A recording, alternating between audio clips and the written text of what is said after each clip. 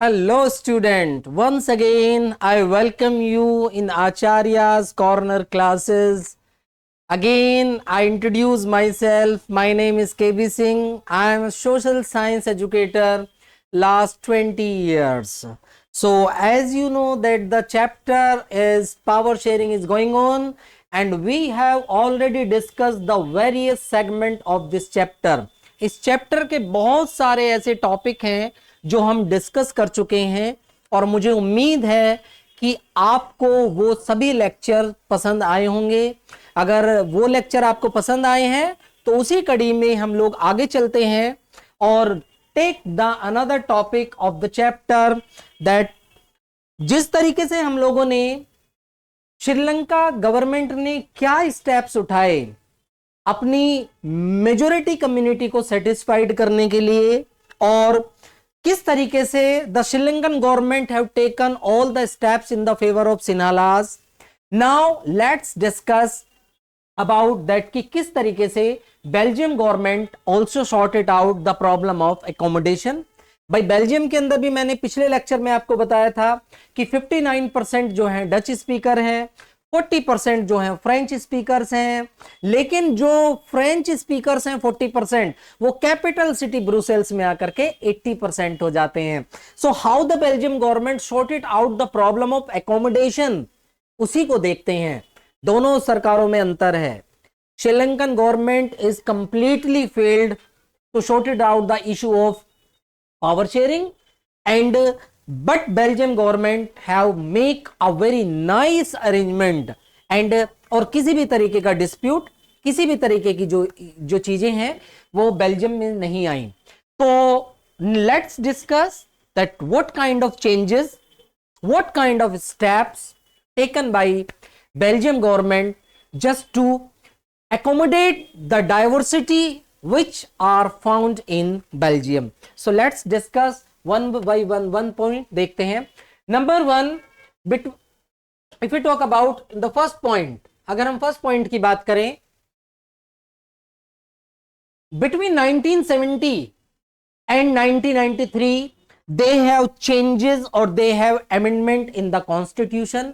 Belgium government ने 1970 से लेकर के 1993 तक लगभग संविधान के अंदर 4 बार चेंज किए and they just try to provide the representation of each and every community which are residing in Belgium.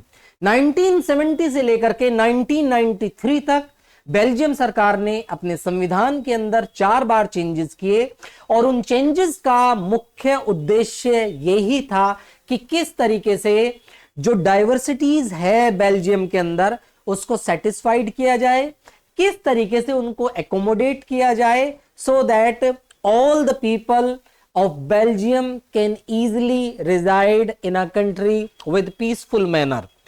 So first they have change the constitution और चेंज द कॉन्स्टिट्यूशन के अंतर्गत क्या क्या पॉइंट थे जो उन्होंने देश के अंदर इंप्लीमेंट किए उसको एक बार जल्दी से देख लेते हैं।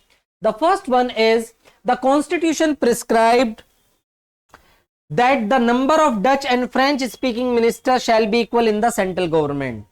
सबसे पहले तो उन्होंने ये किया कि सेंट्रल गवर्नमेंट के अंदर जो डच स्पीकर्स हैं और जो फ्रेंच स्पीकर्स हैं वहां से मिनिस्टर्स की संख्या इक्वल रखी।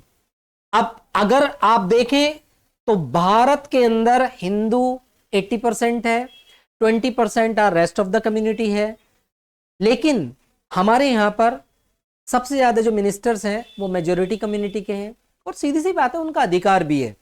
But just to provide the accommodation in Belgium to each and every person the Belgium government decide that the ministers in the central government shall be equal. उन्होंने कहा कि central government के अंदर जो ministers होंगे वो equals होंगे। पहला पॉइंट। दूसरा पॉइंट था वो ये था कि किस तरीके से many power of the central government have been given to the state government of two region of the country.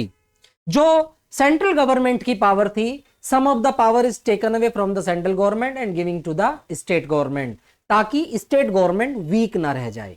यानी कि एक तरीके से they have just provide the equal balance in a society. They have taken the steps of the decentralization of power. Decentralization of power means when the power is taken away from the central government and giving to the local government. This is the process is known as decentralisation. इसको शक्ति का विकेंद्रीकरण बोलते हैं, शक्तियों का बंटवारा बोलते हैं. जिस देश के अंदर शक्तियों का प्रॉपर बंटवारा होता है, हर लेवल पर शक्तियां जाती हैं, वहां पर किसी भी प्रकार की समस्या नहीं आती है. So the Belgium government also, उन्होंने भी यही किया और एक तरीके से सेंट्रल गवर्नमेंट से कुछ पावर लेकर के सभी स्टेट गवर्नमेंट को दी. They have taken another steps that Brussels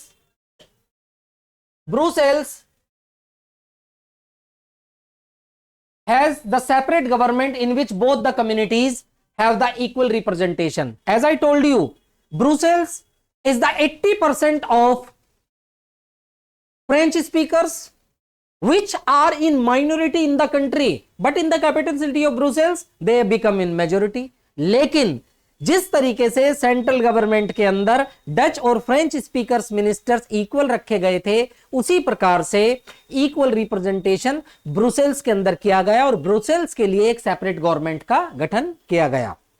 apart from the central and the state government there is a third kind of government, this is known as community government. इसके अलावा अपने यहां पर accommodation की problem को sort out करने के लिए they also just started the community government, and community government also satisfied the queries of the people, those who are residing in Belgium. So this is all about the topic in the accommodation of Belgium.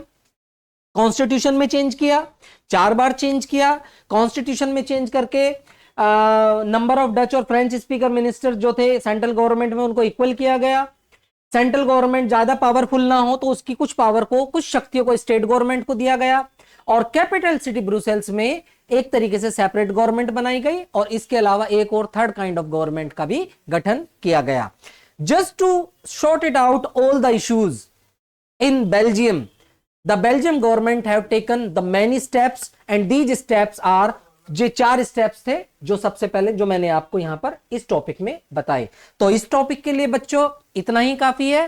तो ये exams में आपसे question पूछा जा सकता है और what step taken by the Belgium government accommodation के रूप में आपसे ये क्वेश्चन भी आ सकता है.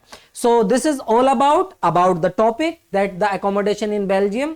If the question can come you can repeat these point and you can give the answer just using these point. So thank you very much all of you.